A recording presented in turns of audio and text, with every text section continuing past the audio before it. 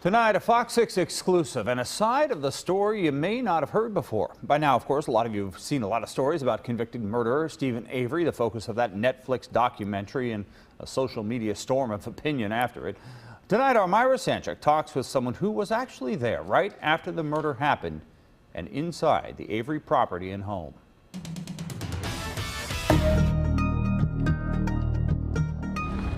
This was when the media frenzy surrounding Stephen Avery began in earnest, September 11, 2003.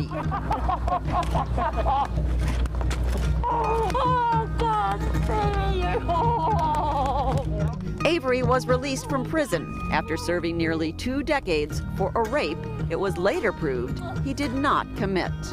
After serving 18 years in prison, new DNA results were completed this week. I was one of the reporters then. This was Avery's take on the wrongful conviction. People make mistakes.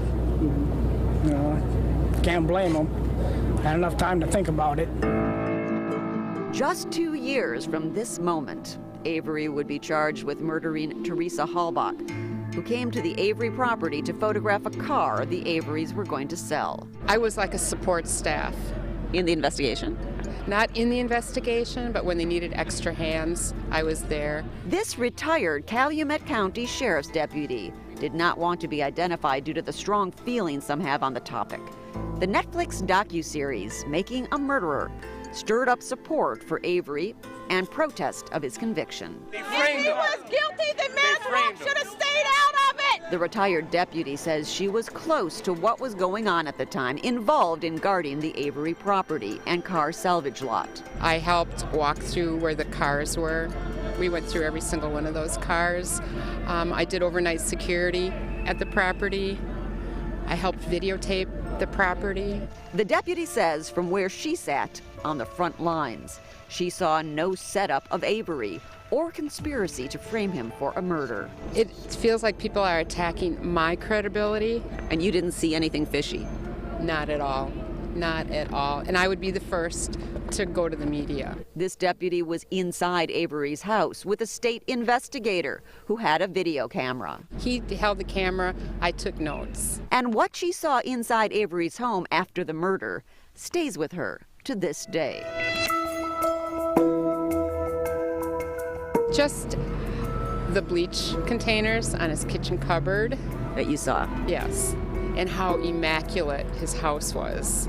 He cleaned that house. I believe that he spent all of his time cleaning that house and trying to get rid of the remains, and that's why he didn't have time to crush the car. That's just my opinion.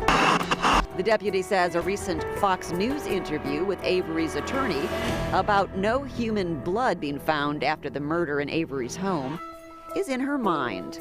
Stephen Avery can be accused of being a lot of things, but a really good housekeeper doesn't make the list. All I can remember is that his house was so clean. This kind of struck me. His attorney and Ken Kratz were on one of the news shows. And his attorney said, and I can't quote him verbatim, but he said something to the effect that one thing that he could say about Stephen Avery is that he's not a very good housekeeper. And my jaw dropped when he said that, because when I was in there, it was so clean. It was so clean. I mean, not just uncluttery, but clean. So you believe he's where he should be? I do. And Avery's nephew, Brendan Dassey? I believe he was an accessory to the crime, and I believe that he could have saved Teresa Halbach's life. And instead of going along with his uncle, if he would have called 911, I think these people wouldn't be here and Teresa would be alive. The Avery controversy is far from over. He is appealing his conviction, as is his nephew, Brendan Dassey. As for the Calumet County Sheriff's Department, it declined an interview. Myra Sanchuk, Fox 6 News.